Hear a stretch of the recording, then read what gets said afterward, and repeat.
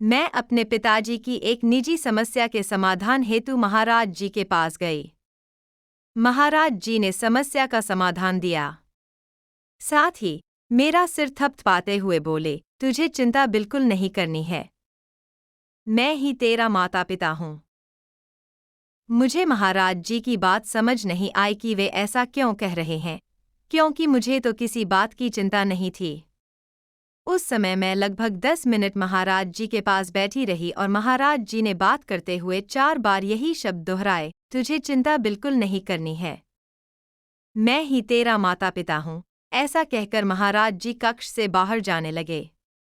पर फिर से मेरे सिर को सहलाते हुए उन्होंने संस्कृत के एक श्लोक का उच्चारण किया, जो मुझे पूरी तरह तो याद नहीं है, परंतु उसका अर्थ कुछ इस प्रकार था, जब मैं तेरी माता और पिता हूँ, तो तुझे किसी बात की चिंता करने की आवश्यकता नहीं है। महाराज जी के कक्ष से बाहर आकर भी मैं यही सोचती रही कि महाराज जी ने मुझे ऐसा क्यों कहा। महाराज जी के इन शब्दों का मर्म मुझे तब समझ आया, जब सन 2015 में मुझे डेंगू हुआ। उस समय मेरे शरीर के सभी अंग प्रत्यंग, liver, kidney, pancreas, respiratory system आदि सब फेल हो गए। मस्तिष्क में बाईं ओर स्ट्रोक और कंधे के नीचे शरीर के दाएं भाग में लकवा मार गया। मैं 6 दिनों तक वेंटिलेटर पर रही। डॉक्टरों के अनुसार मेरे बचने की कोई उम्मीद नहीं थी। संकट की इस घड़ी में दिव्य ज्योति जागृति संस्थान से स्वामी भाई, साध्वी बहनें, सभी मेरा हाल पूछने आए और दिन रात मेरी सेवा की। परंतु परीक्षा की इस कठिन घड़ी में मेरे पिताजी एक बार भी मुझे न तो अस्पताल में मिलने आए और न ही मुझे फोन किया। वे आज भी मेरे द्वारा संन्यास मार्ग का चयन किए जाने के कारण मुझसे नाराज हैं। उन्हें अभी इस ज्ञान मार्ग की श्रेष्ठता का बोध नहीं हुआ है।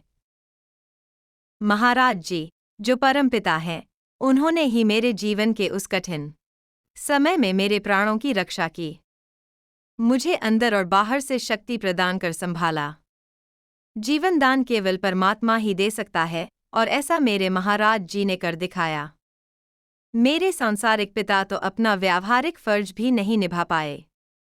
संकट के इस समय में महाराज जी के शब्द की मैं ही तेरा माता पिता हूँ मेरे संबल बने। महाराज जी को पता था कि जब मेरे जीवन में ऐसा कठिन समय आएगा, उस समय वे समाधि की अवस्था में होंगे, यानी प्रत्यक्ष मेरे समक्ष नहीं होंगे। इसलिए कई वर्षों पूर्व जब मैं अपने पिताजी के संदर्भ में महाराज जी से बात करने गई, तो उन्होंने मुझे ये शब्द कहकर आगे आने वाले समय के लिए सहारा प्रदान किया। बीमारी के इन दिनों में, जब मैं हिलडुल भी नहीं सकती थी, तब बस लेटे लेटे एक ही काम करती थी, महाराज जी का निरंतर चिंतन और आदिनाम का सुमिरन। इसी का चमत्कारिक प्रभाव प्रत्यक्ष दिखने में आया। जहां चिकित्सकों ने भी हाथ खड़े कर दिए थे, वहां इसी चिंतन सुमिरन की तरंगों ने मुझ में नव प्राण फूंक दिए। मुझ मरणासन्न के जीवन का संरक्षण किया।